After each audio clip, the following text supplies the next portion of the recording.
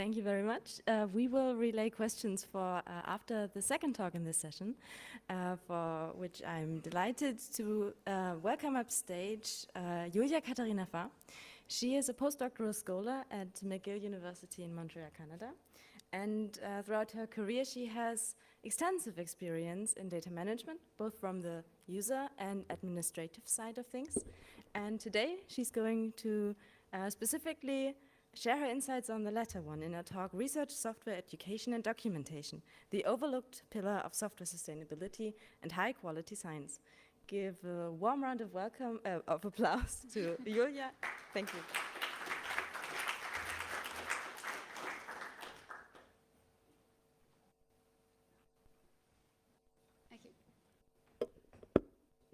Hello. So thanks for having me. Just a moment, I need to organize the desk. No, that's fine. I just needed to switch sides. Okay, yeah, thanks for having me in my talk today. I want to draw your attention to research software documentation. The main purpose of my talk is to bring awareness to the importance of software documentation. And I want to do that by talking about the motivation for writing documentation, common issues with existing software documentation, and by sharing our own work on the NIPOPI documentation to share the process and the thoughts during the development of software documentation. So first, the motivation for writing documentation. There are a couple of points, a couple of motivations, which are usability, efficiency, sustainability, and so on. And all of these different points together, of course, increase the scientific impact of your software.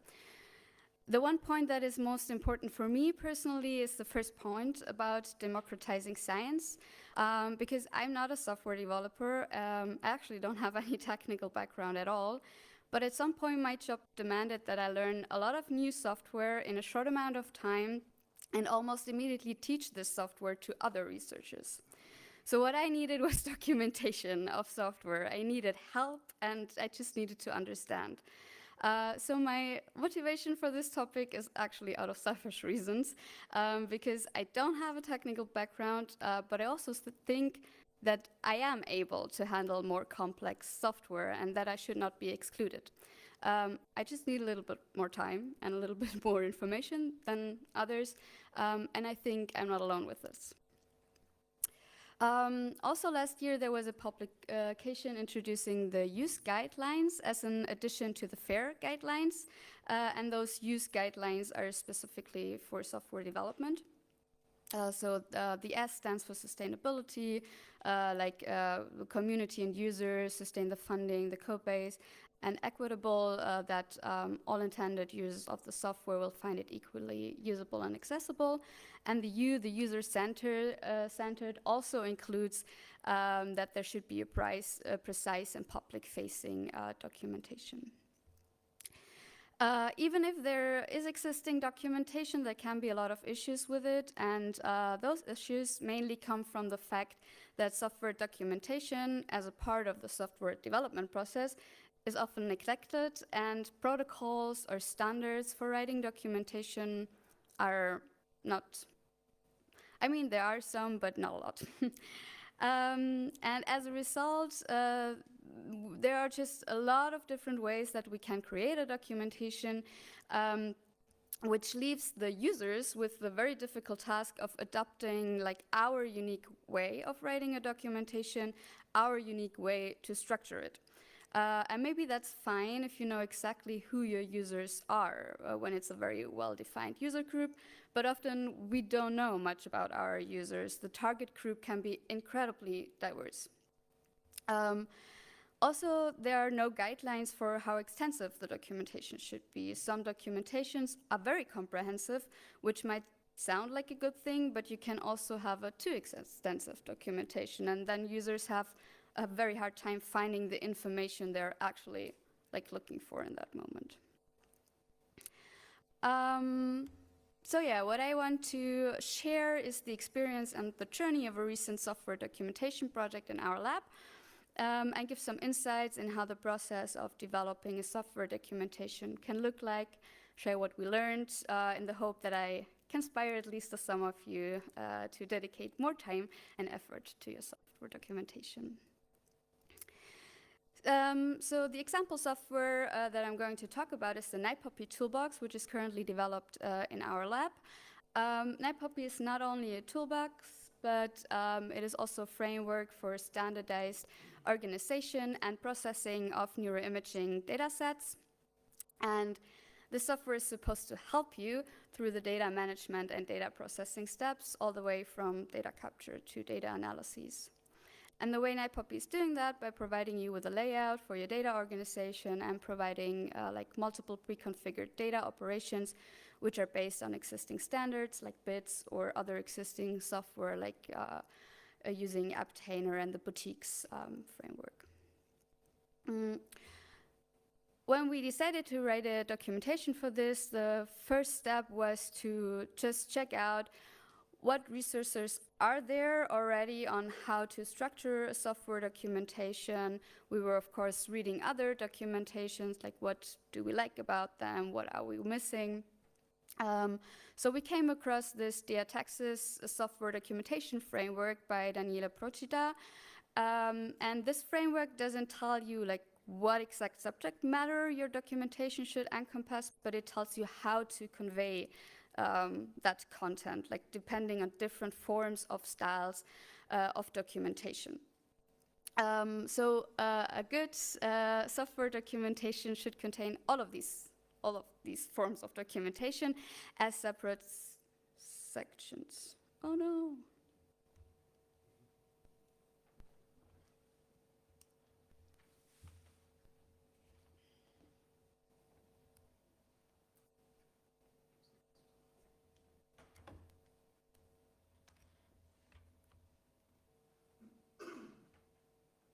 Sorry. No, I don't know.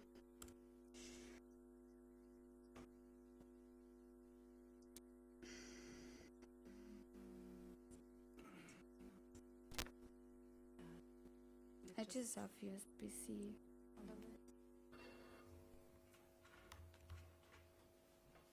Oh, wait, maybe now.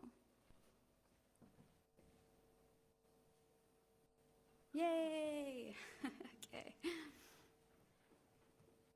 So where was I? Right, there are like different styles or forms of documentation. For example, tutorials, there are dedicated or oriented to learning. It's about introducing and educating and also leading the user.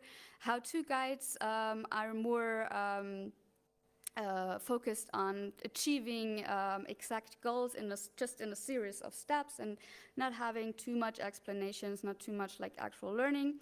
The reference is basically just giving information like this command has these options or these flags, that's it. And explanation is actually to help the user understand like the bigger picture, the architecture, and yeah, what is dependent on what, and so that they can actually at some point understand, okay, if I make this mistake, I get this error message because that was happening in the whole process. So I just want to give you some examples from our documentation. This is the examples for how to phrase one topic in those different sections. So this is like in NiPoppy with the NiPoppy toolbox. We provide you with some pipeline setups, and you can just use like NiPoppy run and then execute that pipeline, but you have to install them first. So in the tutorial, I give users the information that we need to install a pipeline setup before we can actually run a pipeline. In the how-to guide, I would only give the information how to install the pipeline setup. In the reference, I just give the command reference of this command that we need to install the pipeline.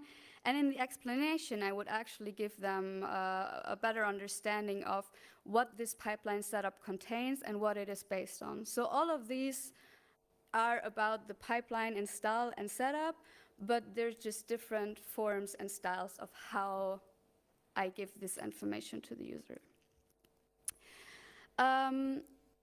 Additionally to like tutorials, how-to guides, reference, and explanation, what you also should have for your documentation is a landing page, but not a too cluttered landing page, because when users land on your documentation, this is especially meaningful for new users that are checking out your softwares, because like users come to your software because they need to solve a task or a problem that they didn't solve so far with other software.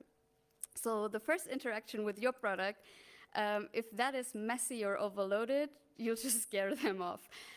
So just in the landing page, stick to a high-level description of your software and information, and also information like how the user can navigate through your documentation. Also, you should express your motivation. Why did you develop this software? Which gap does your software fill? What does your software do better or differently than others? Who needs your software? And also, who is most likely going to be able to use your software successfully? Another section should also be troubleshooting and FAQ, like just common likely errors and how to solve them. If it's possible, it's good to like sort the solutions to one error by like beginners and more advanced users. Also don't spread your resources, your information on too many different places. If I'm always redirected every second sentence to some other resource or page, I'm losing orientation, and that is too overwhelming for me. And yeah, then also visualize your information, make figures, make diagrams, make tables, anything that captures information in a more pleasant way than a long text. Sometimes you need the long text, but yeah, just give the users something they can grasp at one side. So for example, in the NIPOPI documentation, we expressed our motivation in a comic. We also have some text below this comic, which is also very personal. That's another point I want to mention. We're not using any technical language or anything. We're just very plainly stating why we think our software is a valuable addition and how it helps also us in our daily business. Here we are giving some like overview of the principles, the use cases of our toolbox, and this is actually like also a very important part of the documentation, because this is the information the user needs to decide if your software is for them or not. Don't let the user install and fight with your software before they can decide if it's actually doing what they need to do it or not. Give them the information before. So the results of our step 1 was those different sections of the documentation that I mentioned by the diataxis framework, and also like some motivation and troubleshooting. In the second step, you have to think about like how do you chunk all of the information for your software. So there are different questions that you have to ask yourself, like what are the possible usage scenarios? Does the user have to use your software like in a linear manner? Are there different points of entry? Is it possible to use your software only like certain parts? How will it affect the usage if only those certain parts are used?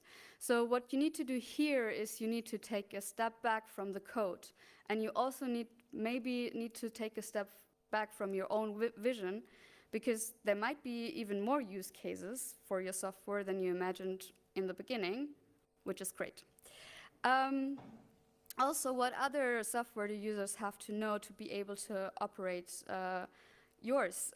That's actually another frequent reason why users stop using a certain tool, because it was not obviously communicated to them that this tool is expecting them to have knowledge about other tools. In our case, I mean, we have this protocol. You can work through it linearly, but you don't have to.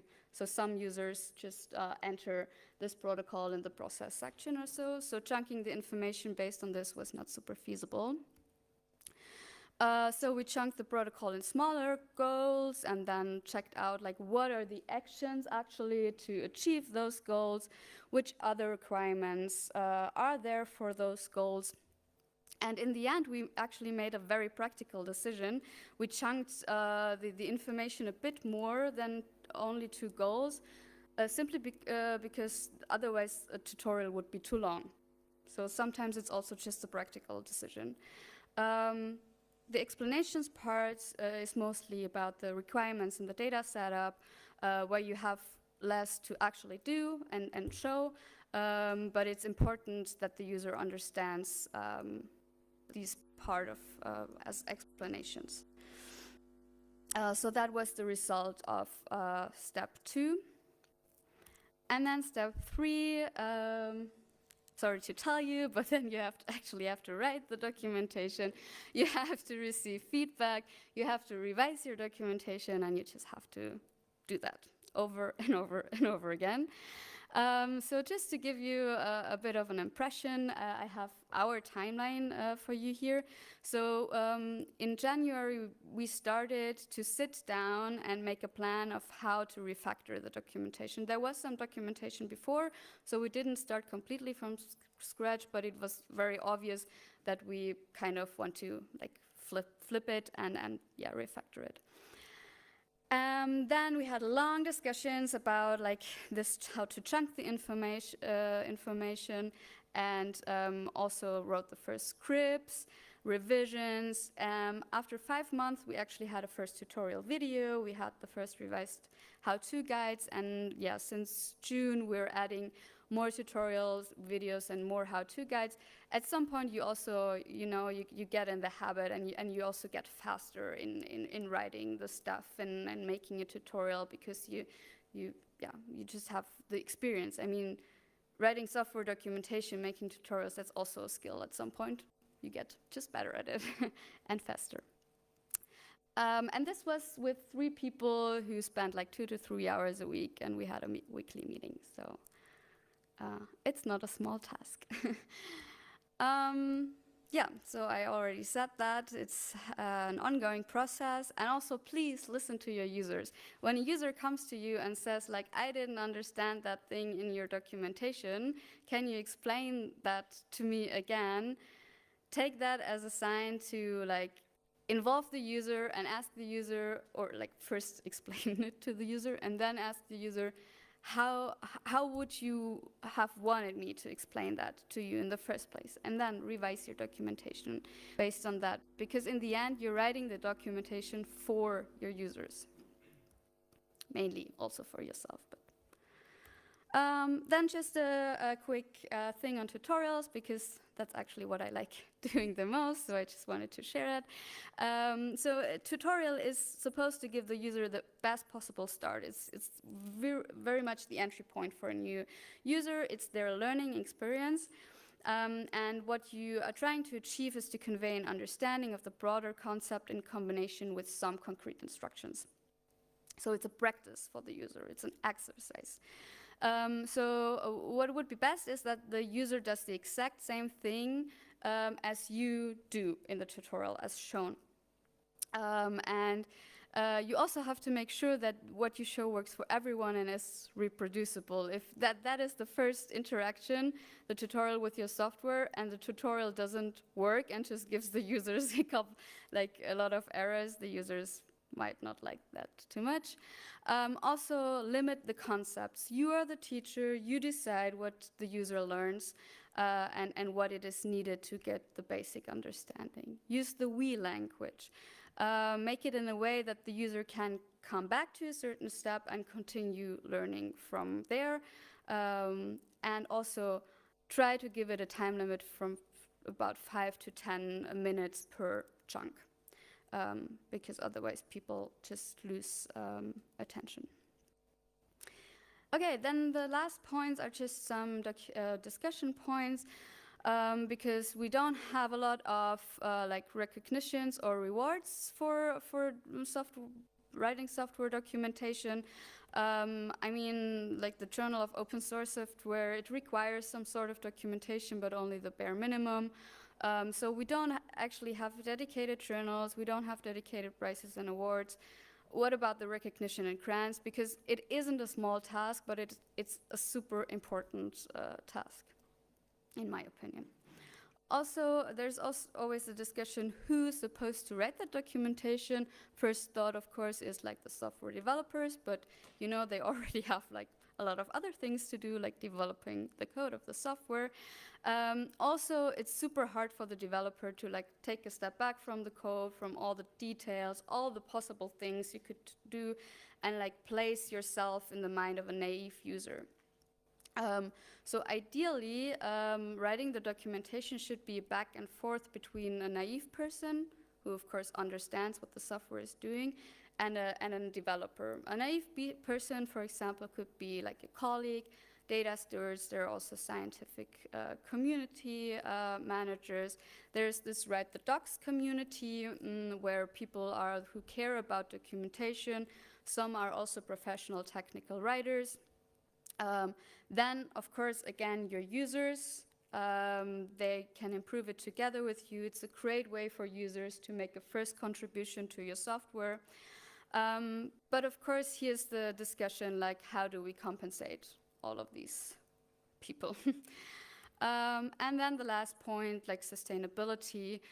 We need or have already some frameworks for automatic documentation updates, but it's not like super automatic. Again, users can help with their contribution to sustain, but because we're in 2025, I had to put something with AI, so maybe AI can help us with sustaining software documentation a bit better. Yeah, that's it. Thanks to, those are the 3 colleagues in the NilePuppy team who are developing the documentation with me, the Origami Lab, my funding, my references, and visit the NilePuppy documentation.